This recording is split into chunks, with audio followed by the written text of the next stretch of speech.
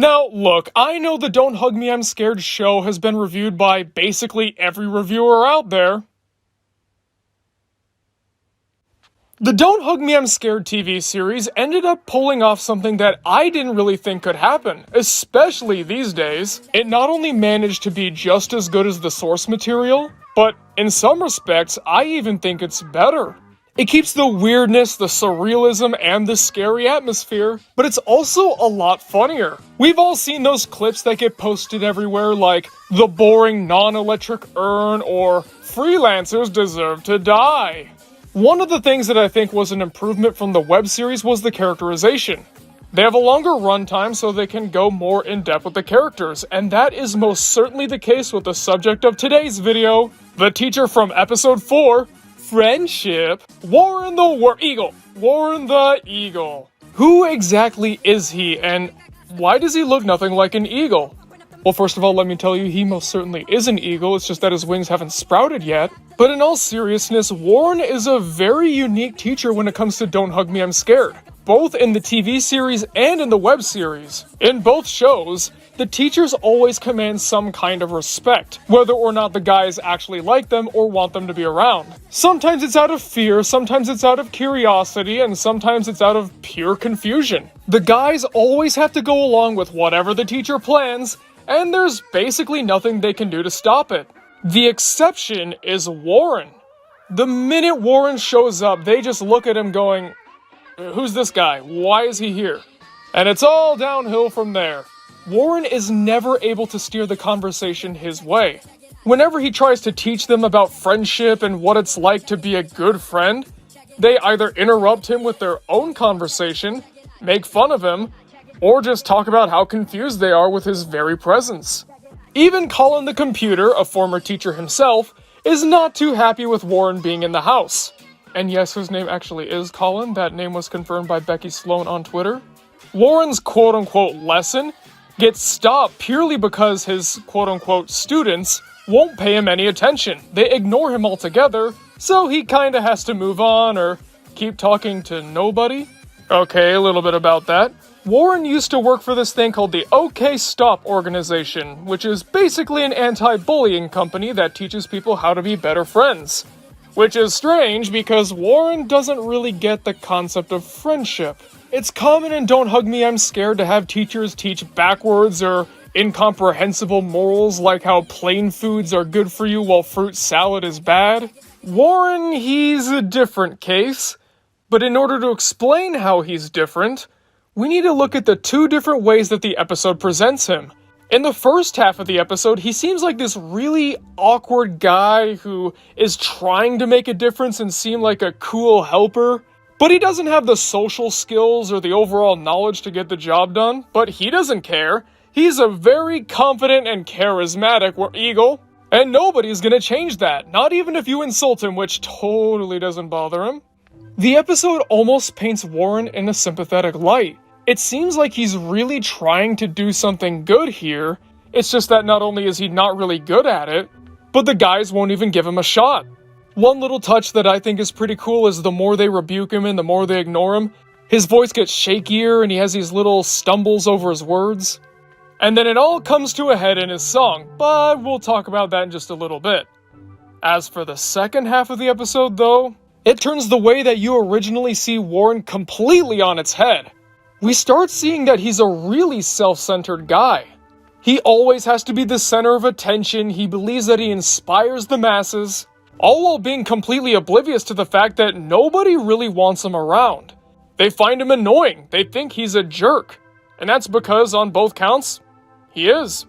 Warren takes misunderstanding his lesson to a whole new level. And that's because of what he is. He's a worm. Which is, of course, a parasite. Like how a regular parasite latches onto its host and feeds off its body until it dies, Warren latches himself onto other people or pre-existing friend groups, and then tries to wedge himself in there, gaining strength off of any compliment or nice thing that he can get a hold of. But then he ruins everything with his behavior, causing the friends to leave him, and then he has to go and seek other friends. And it's a never-ending cycle. Because of the way he is, he can never hold on to a friend because he's just an unbearable person. In fact, he basically tells us as much in his song. See, I told you we'd get back to that. Warren tells us that he used to have a group of friends, but then they betrayed him out of nowhere, so he had to cut off the friendship. Except that's clearly not what happened. When Warren's talking about how his friends were being bad to him, look at what they're doing. They're looking at a rabbit and thinking it's cute, while Warren is walking away sad because they're not paying attention to him. It gives off the impression that he's one of those people where if something doesn't go his way, he acts out and tries to make things right. A nice bit of foreshadowing for what happens later. And when he talks about his business idea to them in a very long, boring, drawn-out way, they're not interested, so he considers that a sign of them being stupid and having no idea how businesses work. Because he continuously sees himself as the victim and never once tries to improve himself, Warren lets history repeat itself. He goes into Yellow Guy's head and kinda makes friends with the Brain Friends at first, but then of course it has to be all about Warren and all about what he wants, and this ends up disbanding the group, even causing Yellow Guy's imaginary shy older brother to kill himself. But he doesn't care. He only needs one friend.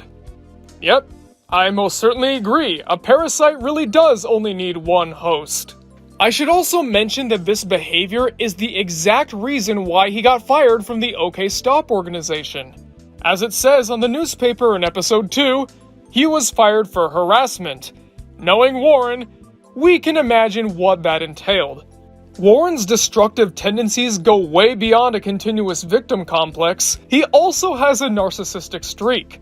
He sees himself as a grand, important figure. Basically, well, a mighty eagle. Something that's powerful and bold, not something that's slimy and filthy like a worm.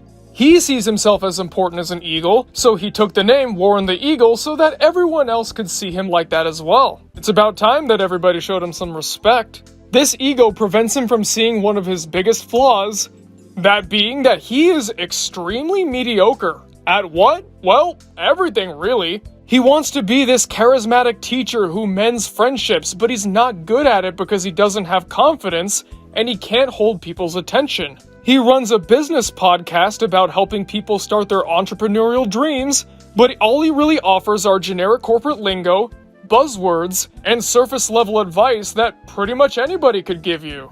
The scariest part about Warren is that he's one of the most realistic characters in the entire show. Now, of course, I'm not talking about anthropomorphic worms that break into your house and tell you to okay stop. I'm talking about his behavior. We all have a Warren in our lives at some point. Someone who's super clingy and won't leave you alone. One who's a hypocrite in the worst way. One who tries to make everything all about themselves, and as soon as something isn't about them, they steer the conversation or activity back in their direction. And overall, a real pesky bee to be around. But the more you resist them, the stronger they get. They have to fight for you and make sure that you're staying friends no matter what. All the while, you're being put in a bad headspace. You are fully aware that being around this person is very unhealthy, but this person won't take the hint. And then eventually things boil over so much that they show their true colors. They're not some majestic eagle, they're a giant, scary worm monster that will never leave you alone.